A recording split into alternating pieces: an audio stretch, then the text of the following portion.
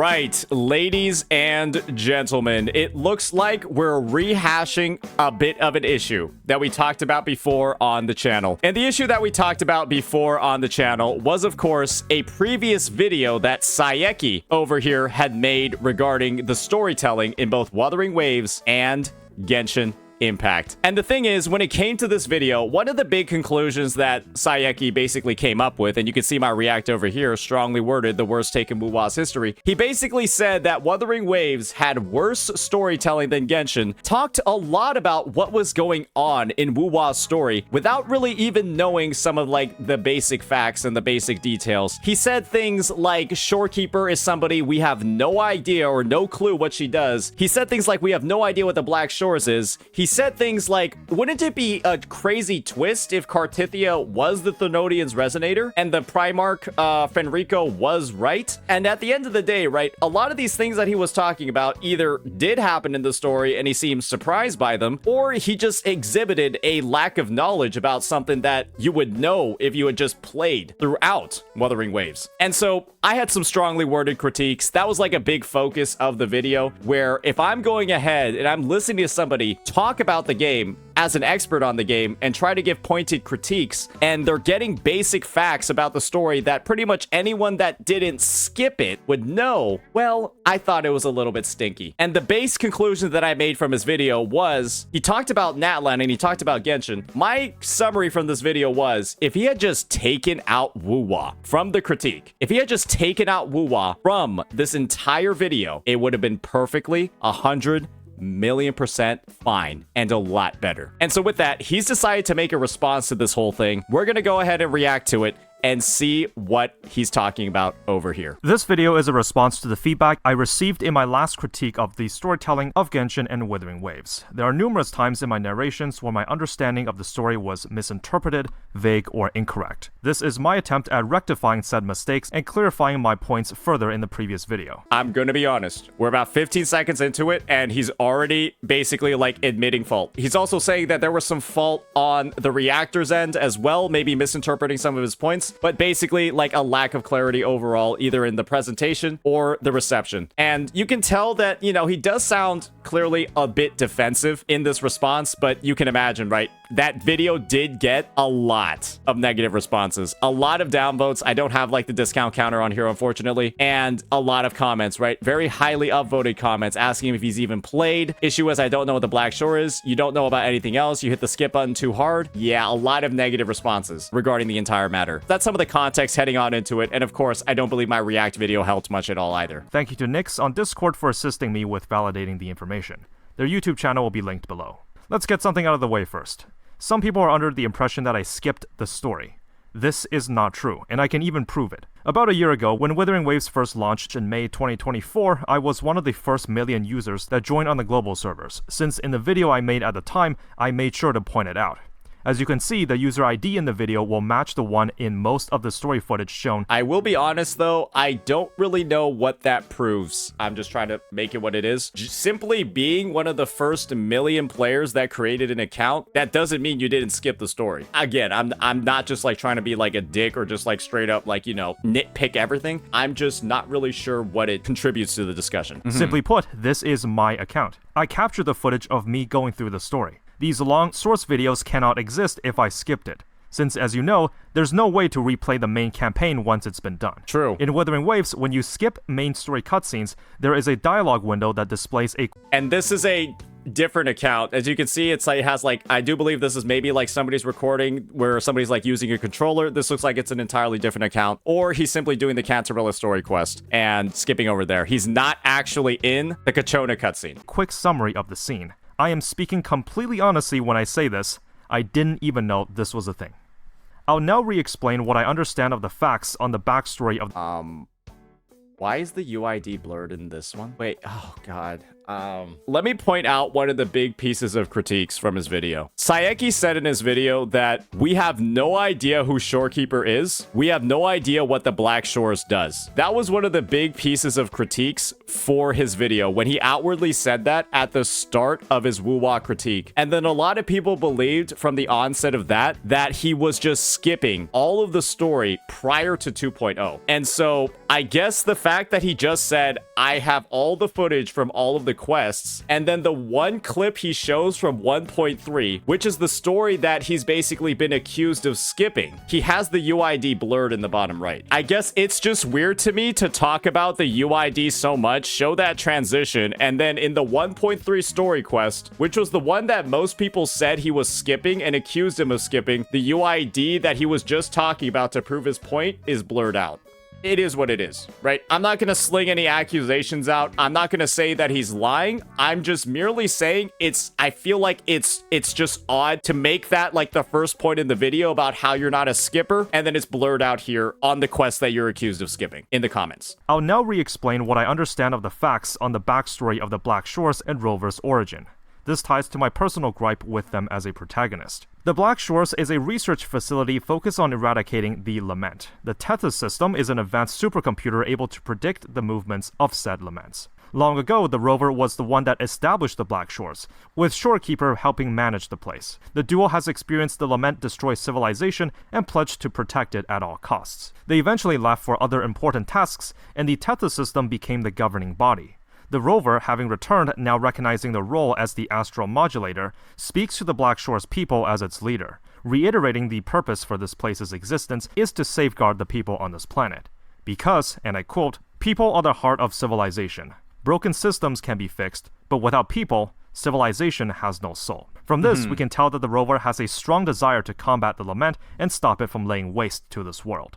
My question then is, why?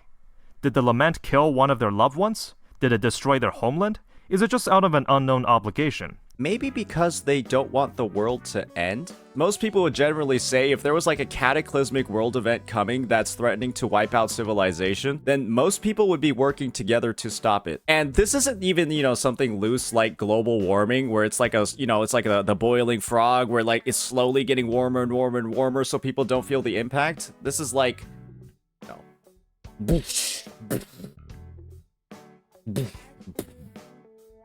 And so I don't feel like it's unreasonable for the main purpose to just be, this is something that's going to end the world, and so I am somebody that's going to stop the world from ending.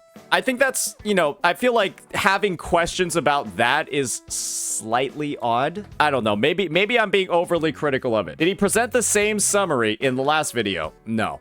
In the last video, like I said before, he said, we have no idea what the rover's purpose is or what the Black Shore's purpose is. Compare this to the first episode of the anime Attack on Titan. Eren's hatred for Titans is very understandable, because we see them lay siege to the city he lived in. Eren's mob is brutally devoured, and what's left of the people escape in solemn silence.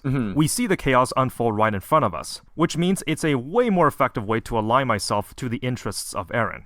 It is my opinion that because there is a lack of emotional involvement between the rover and the world, as of right now, I find their goals of saving civilization vague and hard to relate to. I guess the take here is, it's hard to relate to the idea of trying to save the world unless, from overtly cataclysmic event that's, causing the loss of, millions of lives. And the only way that makes it relatable is if, someone you personally know is one of the million people that loses their life. If that's the take, that's his take. So I guess we'll move on from there. Meanwhile, the Shorekeeper holds the rover in high regards, as they showed her that this world is worth protecting. She's relaying a deep bond with the rover, yet the player was not there to experience any of the build-up to the relationship. Remember what you taught me? Remember all the times we spent together? The audience did not see their bond flourish over time. Instead, it's told to you through dialogue. Therefore, it is my opinion that the writing for Shorekeeper in version 1.3 was shallow and carries little emotional weight.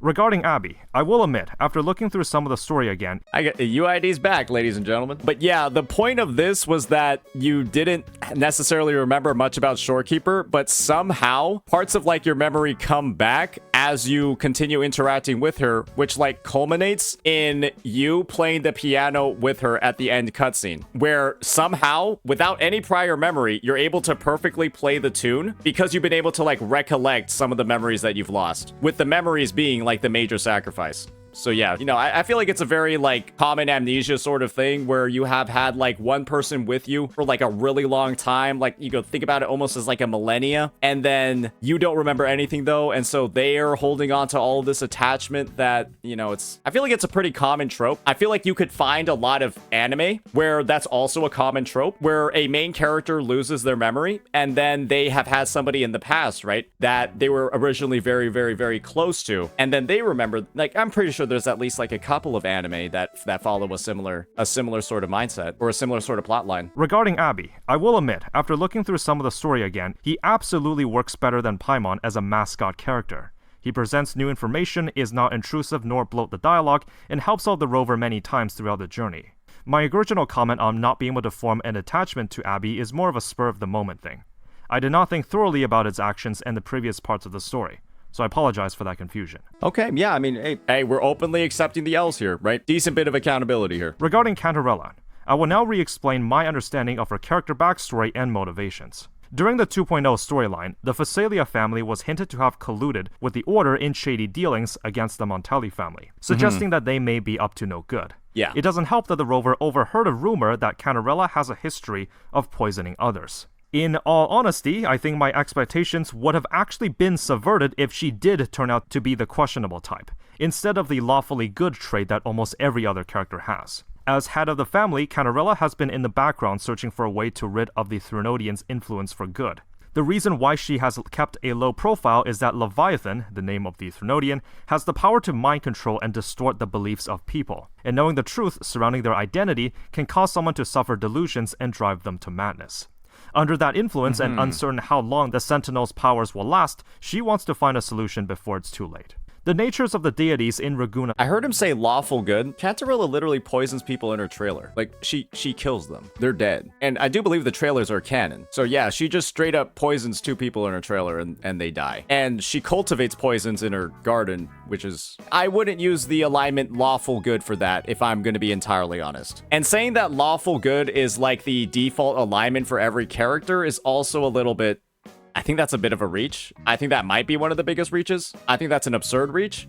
Yeah. Agreed upon across all factions so far, all thanks to the disturbances by Leviathan. Carlotta believed that there was only one divinity before learning about the Threnodian in the stained glass murals. The Order believed that there will be a young maiden chosen to convene with the Sentinel during the Carnival celebrations. The reality is, the order in which the Sentinel's resonator is selected is not through the rite of the Carnival, but rather by attempting to resonate with the sword, Turvin. The Phasalia family has held many trials in which young maidens attempt to resonate with the sword, meant to hold the powers of the Sentinel only to perish in the process. Even knowing that Cardathea may be the Threnodian's resonator when they met. I'm not gonna lie, it is really... The thing is, the fact that, like, the UID is continually getting, like, blurred and unblurred is, like, really throwing me off. When he, like, made, like, that big claim about, like, the UID being so important throughout the quest. I don't know why the video opened up with that, and then, like, even in the 2.2 footage, it's, like, it's blurred. I want to hope that I'm just reading into it too much, but it's just, like, why make such, like, a big point about it, and then proceed to, like, blur it in, like, every other segment? Has held many trials in which young maidens attempt to resonate with the sword, meant to hold the powers of the Sentinel only to perish in the process. Even knowing that Cardathea may be the Threnodian's resonator when they met, she has a vested interest in breaking free of the shackles that her family is under, so she agrees to help you. Being the chosen one herself, this is also the reason why she has decided to forfeit the powers of the Sentinel's second awakening, since in a brief foresight, she saw a vision of Fleur-de-Lis wielding the sword and battling the Threnodian. Looking back at the backstory, I gained a deeper appreciation of her character. My original argument is that because the player didn't see the years of suffering that Cantarella went through, Either that may be watching those attempting to resonate with Turvin to their doom, or how the Threnodian's influence has been slowly chipping away at her sanity over time. It is my opinion that the final moment where she sacrifices her powers and gives it to Cardathia rings hollow and carries little emotional impact. I alluded to the same events to the Shalonin ancient name case in Natlan. Instead of showing the— I'm gonna be real here, we actually completely dropped the ball on that one because she sacrificed her powers a long time ago. She sacrificed her powers like multiple years before this happened. She's simply just recharging the sword with juice here. All she's doing is recharging the sword with juice here. She sacrificed the power like when she awakened several years ago, like literally 20 years ago. Yeah, I mean, hey, it's a minor thing. It's a minor thing. Like, I'm not here to, like, nitpick everything, right? But it's just, you know, that's just a— yeah, she sacrificed it a long time ago, not like in the present. She's it's not like she's the— actually, no, this is kind of unforgivable. No, actually, this is kind of unforgivable because Cantarella's first line in the story is that one of her first lines in Cantarella's from the main quest is the Blessed Maiden is dead. That's actually in the trailer of the version. Cantarella says the Blessed Maiden is dead. And so that implies that this transferring of the Sentinel Resonate of the Second Awakening power was really long ago by saying the Blessed Maiden is dead. That's repeated in like all the trailers. It's a big line in the quest when you first meet Cantarella. And ironically enough, guys, the cutscene where you meet Cantarella and talk about Turvin is also the one that he has the UID blurred for. This is the scene where Cantarella says the Blessed Maiden is dead. Right here. And the UID is blurred and it's somebody else's footage. And then we get the transfer of the power wrong because I guess we skipped the part where she said the Blessed Maiden is dead.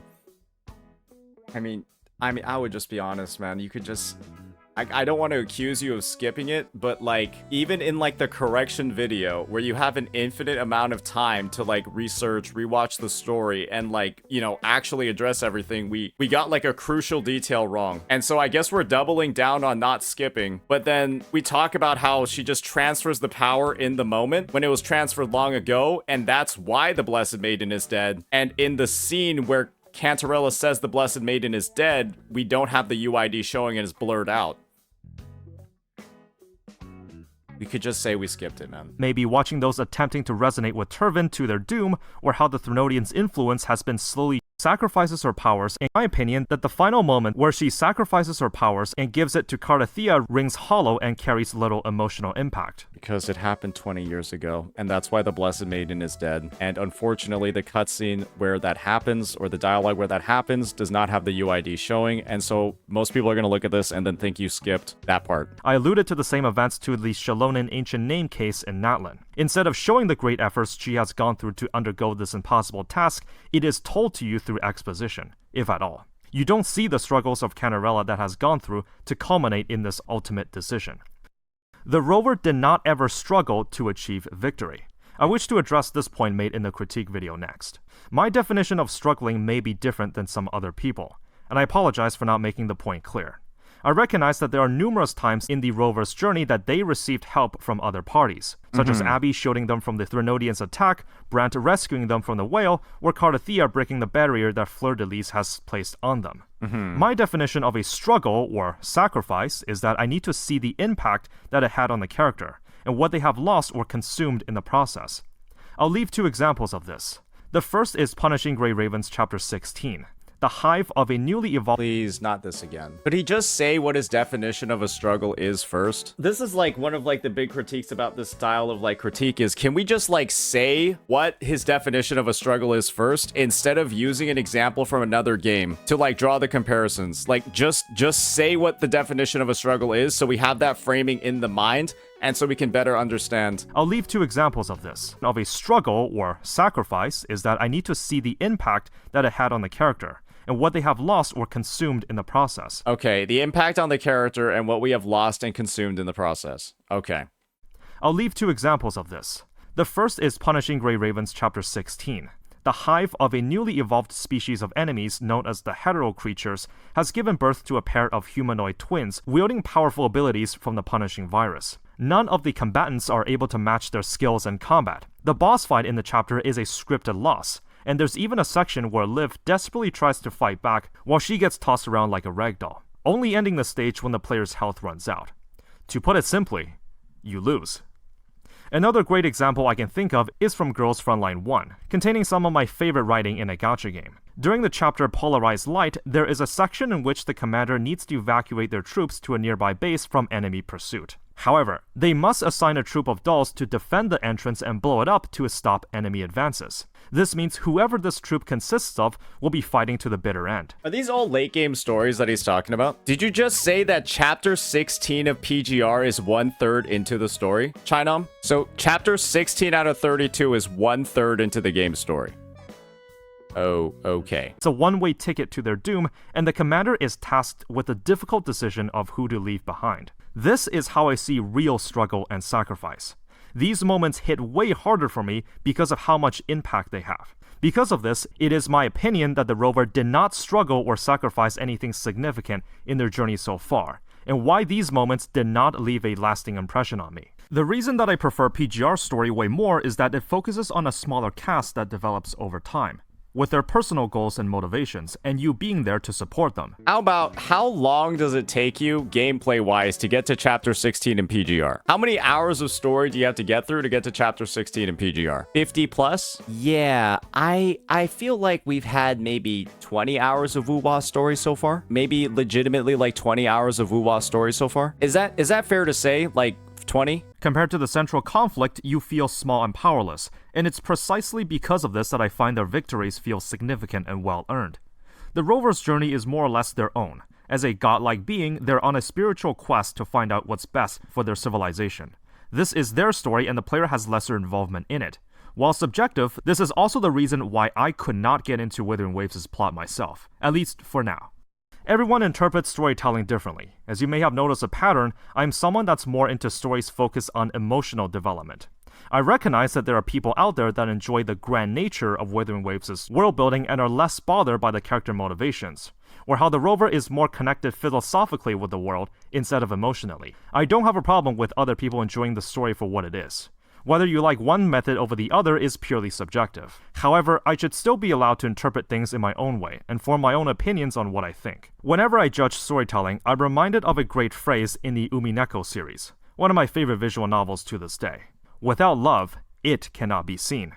If there's no emotional meaning, I find it very hard to connect and relate to characters' actions, to the point of leaving it out completely. This has been my guiding principle when it comes to evaluating story, and I can see how that has caused me to miss vitally important details surrounding the game world and its characters. Wait, was that all to explain why we missed basic details about the game world? Method over the other is purely subjective. However, I should still be allowed to interpret things in my own way and form my own opinions on what I think. Whenever I judge storytelling, I'm reminded of a great phrase in the Umineko series, one of my favorite visual novels to this day.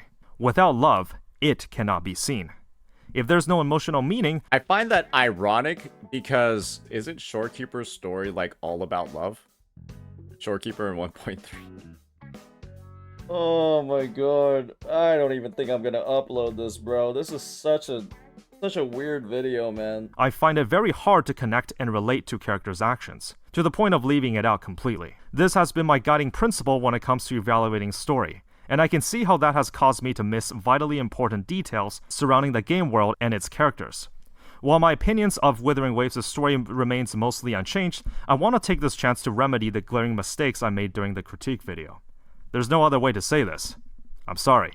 My poor That's fair. I mean, he's given like his own personal reasons for like why he wasn't remembering some of the crucial details. You know, just basically talking about how his preferences for stories and what he considers a good story. Like, I guess a story having like certain elements makes him remember more things. And if there's like not certain elements of a story, he just doesn't recall any of the details at all. I guess this is the thing that I could say in response to that. How is he recalling so many like random components of Natlan so well? Like, how does he recall so many specific moments in Natlan like so well? And then just conveniently, we have like the love excuse for everything in WuWa. Judgment was due to a combination of laziness, unwillingness to learn, and general oversight. There is no excuse for this. I mean, he's basically just saying he done fucked it all up, so. I will take this feedback to heart and I will do. I'm more focused on the UID than the actual critics. A lot of the stuff that, even in the video that I'm finding wrong, it's related to the parts that have the blurred UID. He talks about Cantarella over here and like sacrificing her power and stuff, and then the part where the Blessed Maiden is dead, it has the blurred UID. This will be the only response video towards this topic. Rest assured, I will not be making another video dedicated to critiquing a gacha game story in the future. I mean, I don't think you have to go that far, because the thing is, again, it was repeated multiple times by a lot of CCs. The video was fine if the parts of WuWa are just taken out. And that's not because it's wrong to critique WuWa, it's because the WuWa critique was just deemed as, like, relatively stinky by most of the people that saw it. And again, I've been on the record saying, if we just don't have the WuWa part in there and it's about Genshin only, it's an A+ video. It's just about, like, you know, having all the details, having all the facts, that sort of stuff, and then going in from there. A lot of CCs might ask, you're the only one who is being extra weird about it? Nope. I'm the only one that probably is reading deep into it enough to recognize the problems in it. If the take is, oh, you were analyzing his deep critique of the story too deeply, I think you're on crack. The video literally says a deep critique. And so I went deep on the details that he was bringing in because it was a deep critique video. And if it's a video saying it's a deep critique, and then we say we don't know what the Shorekeeper is or what the Black Shores is, I'm gonna be like, oh, how deep was it? And yeah, this is the thing. I actually very deeply remember and like the WuWa story. Just because I don't make a lot of story content, that doesn't mean that I don't register or like digest or know the story. I probably know the story better than like 90% of CCs. Run it in Genazad chat and you will see him cooking, but in your chat fueled with tribalism, obviously not. Do you jerk it to Genazad every day? Like, he looks good, why would I? So I think both you and Selkey, you're focusing on different things. Yeah. So you're focusing on the accuracy of the story representation in terms of writing, because you refer a lot to things that were said, while Selkey is mainly basing his critique on the presentation of the story in terms of both what is shown on screen as well as how characters interact with each other. Mm-hmm. So it's not like he's not taking the story literally, because yes, like in the things that you say, you're making it very clear that WuWa's story is being very accurate and very cohesive in a lot of things that it explains, displays, and how it builds on top of each other. And that is true. Like, if you refer to the text, if you see it like as a novel kind of thing, WuWa's story is, in quotation marks, good. However, Selkey's main critique point is that, well, for example, and I think that's the easiest example to really show off, Cantarella's story, right, where she like did this, Selkey, where she gave up her powers. Time out for 1 second. Yeah, sure. So the video is called A Deep Critique on Genshin and WuWa's Mediocre Story Writing. Yeah. And so wasn't the thing you said I was focusing on, I was focused too much on the writing? Yeah, that's what you opened up with, right? Yeah, you can critique that the story writing, so the text representation, is complete. But because it's a game, obviously, and has cutscenes, and it chooses what to put into the main story, Selkey is basically saying that, well, as part of story representation, putting in Cantarella's past, which is very important, very critical to the story, would have been very nice to have like a flashback to, or like, you know, an accurate representation of what she has done, which led to, well, the later events that we have seen in the main story, obviously. That to me, again, isn't really writing. So maybe the video's just mistitled. That is a fair criticism, because I do believe most of his points are more focusing on presentation and how characters interact with each other. I think in the last response video, in the second video, he said at the end of the love thing, I think what he was referring to, and that's kind of important for pretty much all his points, is, I don't want to make it too philosophical, too deep or something like that, but basically love, it's not really built in a singular moment, it's mostly built over time, right? You don't meet someone on the street and you fall immediately in love with them, but usually you get to know someone, you spend time with them, and then you love them over time. Anything else is mostly infatuation, right? He's basically trying to say that there should be more of an exposition between Rover, the characters, and obviously the viewer himself, the person that plays the game, so they can get attached to the characters, so then more things can become emotionally attached and relatable for the player. That's part of his main criticism, which is why he wasn't emotionally touched. I guess the viewpoint that I would have is after 1.3, I feel like most players felt emotionally attached to Shorekeeper. I feel like after 2.2, most people felt emotionally attached to Cartithia. I mean, I don't want to say like the majority right off the bat, but I feel like that's kind of like the general take. That's why most people say that like 1.3 and 2.2 are like great patches, great quests. And like you said, right, love doesn't just happen at first sight with stuff like that. And 1.3, the entire story quest is dedicated to Shorekeeper, and 2.2, a huge portion of the story quest is dedicated to Cartithia. And a lot of people love both of them now. So this is the thing, right? Immediately saying that like the impact isn't there, I can understand why based off the reasoning, because it's just personal subjective taste. But in a video like this, when we're basically going against the flow and then saying, because the way that it impacted me isn't like, you know, wasn't as strong as it could have been if they used different methods, I don't think it was that good. When it did impact people in a good way based off the methods that were actually in the game. And we're already going in with like this adverse opinion to what I consider like the norm. And then we're going ahead and then we're also to bolster why our adverse opinion is right. We're just getting facts wrong about the game. I think that's just going to naturally, you know, spawn a lot of distaste or maybe dislike for the video. That's something that I think he actually addressed very well in the apology video, is him just saying that like, yeah, I kind of just fucked it all up in like certain parts. I think that stuff is there for sure. It's just, you know, when I look at the response video and I see like, I'm not gonna lie, like just going right off the rip with like this whole crazy ass breakdown of 1.3, I don't know, it does feel like overcompensating. It really, I agree with you. It does feel like overcompensating, and it almost makes me believe even more that he actually didn't play it.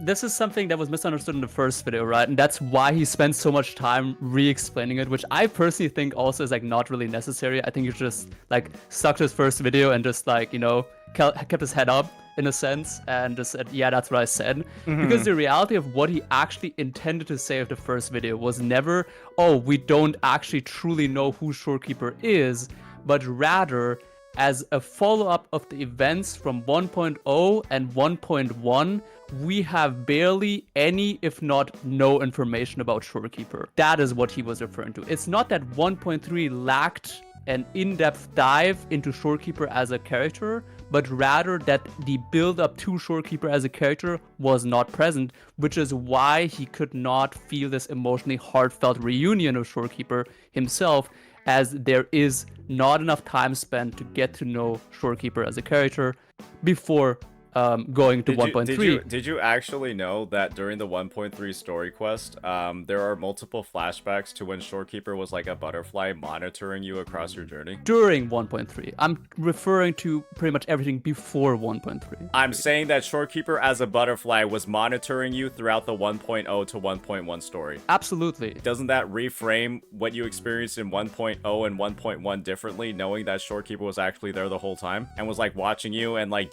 probably dealing with some stuff in the background, doing all of that? It does to some degree. And, like it's a nice note when you look back, but you still haven't built a connection to the character. It's just that she was foreshadowed. I'm saying that reveal happens after you've already spent like several hours in the story quest, like yes, learning but who she is. Also, once again, that is during 1.3. I guess this is where the disagreement comes from, right? Most people, based off of what I said, would be like, I feel emotionally attached to this character after that. That's what I generally think, right? And I guess like the difference is that Selkey personally didn't feel much attachment to her after that, when I feel like most people do. Yeah, I mean, right, at that point, it's just like a difference in opinions. But let's also think about it this way. Yeah, bro did not word it like that at all. Like, bro, if that was bro's intention, yeah, he completely like just fucking like, let's just say, if that was the 100% take, he got about 2% of the way there in actually like explaining like what that actually is. I can agree on that.